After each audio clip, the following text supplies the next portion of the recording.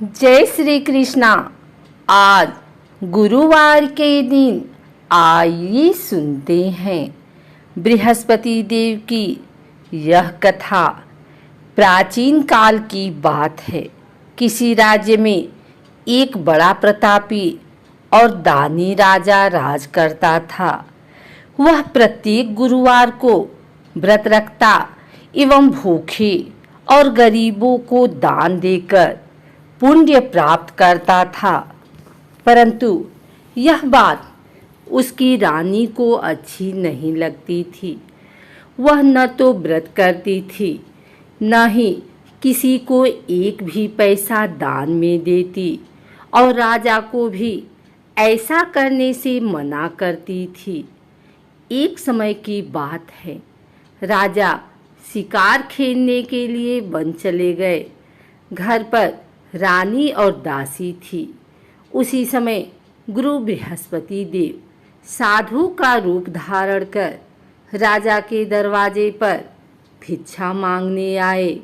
साधु ने जब रानी से भिक्षा मांगी तो वह कहने लगे, हे साधु महाराज, मैं इस दान और पुण्य से तंग आ गई हूँ। आप कोई ऐसा उपाय बताएं जिससे कि सारा धन नष्ट हो जाए और मैं आराम से रह सकूं। बृहस्पति देव ने कहा, हे देवी, तुम बड़ी विचित्र हो। संतान और धन से कोई दुखी होता है। अगर अधिक धन है तो इसे शुभ कार्यों में लगाओ। कुंवारी कन्याओं का विवाह कराओ। विद्यालय और बाग बगीचे का निर्माण कराओ, जिससे तुम्हारे दोनों लोग सुधरे। परंतु साधु की इन बातों से रानी को खुशी नहीं हुई।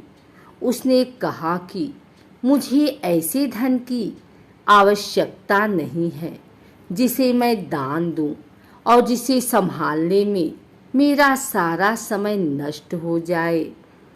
तब साधु ने कहा, यदि तुम्हारी ऐसी इच्छा है तो मैं जैसा तुम्हें बताता हूँ तुम वैसा ही करना।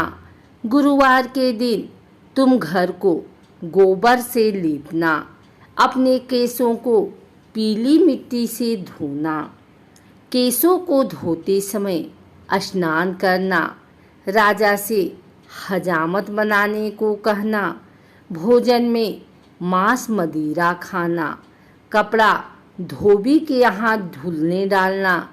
इस प्रकार 7 बृहस्पतिवार करने से तुम्हारा समस्त धन नष्ट हो जाएगा।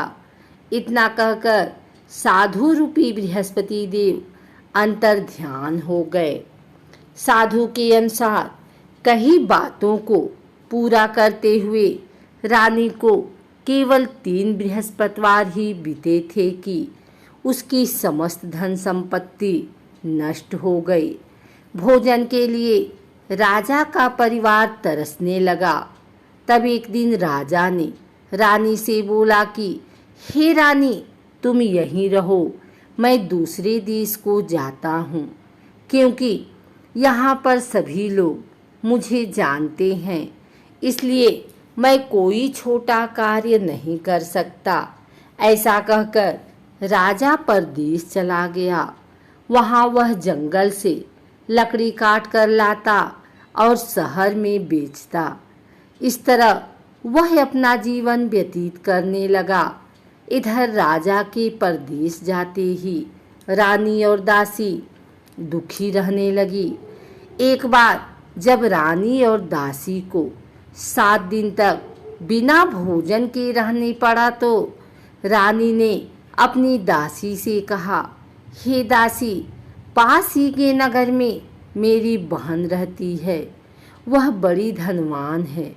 तू उसके पास जा और कुछ ले आ, ताकि थोड़ी बहुत गुजर बसर हो जाए। दासी रानी के बहन के पास गई। उस दिन गुरुवार था और रानी की बहन उस समय बृहस्पतिवार व्रत की कथा सुन रही थी। दासी ने रानी की बहन को अपनी रानी का संदेश दिया, लेकिन रानी की बड़ी बहन ने कोई उत्तर नहीं दिया। जब दासी को रानी की बहन से कोई उत्तर नहीं मिला तो वह बहुत दुखी हुई और उसे क्रोध भी आया। दासी ने वापस आकर रानी को सारी बात बता दी। यह सुनकर रानी ने अपने भाग्य को कोसा। उधर रानी की बहन ने सोचा कि मेरी बहन की दासी आई थी, परंतु मैं उससे नहीं बोली, इससे वह बहुत दुखी हुई होगी। कथा सुनकर और पूजन समाप्त करके वह अपनी बहन के घर आई और कहने लगी, ही बहन, मैं बृहस्पतिवार का व्रत कर रही थी। तुम्हारी दासी मेरे घर आई थी, परंतु जब तक कथा होती है तब तक न तो उठते हैं और न ही बोलते हैं, इसलिए मैं नहीं बोली। कहो, दासी क्यों गई थी? रानी बोली, बहन, तुमसे क्या छिपाऊं? हमारे घर में खाने तक को अनाज नहीं था। ऐसा कहते कहते रानी की आंखें भर आई। उसने दासी समेत पिछले 7 दिनों से भूखे रहने तक की बात अपनी बहन को विस्तार पूर्वक सुना दी। रानी की बहन बोली, देखो बहन, भगवान बृहस्पति देव सबकी मनोकामना को पूर्ण करते हैं। देखो, शायद तुम्हारे घर में अनाज रखा हो। पहले तो रानी को विश्वास नहीं हुआ, पर बहन के आग्रह करने पर उसने अपनी दासी को अंदर भेजा तो उसे सचमुच अनाज से भरा एक घड़ा मिल गया। यह देखकर दासी को बड़ी हैरानी हुई। दासी रानी से कहने लगी, हे रानी, जब हमको भोजन नहीं मिलता तो हम व्रत ही तो करते हैं, इसलिए क्यों न इनसे व्रत और कथा की विधि पूछ ली जाए ताकि हम भी व्रत कर सकें। तब रानी ने अपनी बहन से बृहस्पतिवार व्रत के बारे में पूछा। उसकी बहन ने बताया, बृहस्पतिवार के व्रत में चने की दाल और मुनक्का से विष्णु भगवान का केले की जड़ में पूजन करें तथा दीपक जलाएं, व्रत कथा सुने और पीला भोजन करें। इससे बृहस्पति देव प्रसन्न होते हैं। व्रत और पूजन विधि बताकर रानी की बहन अपने घर को लौट गई।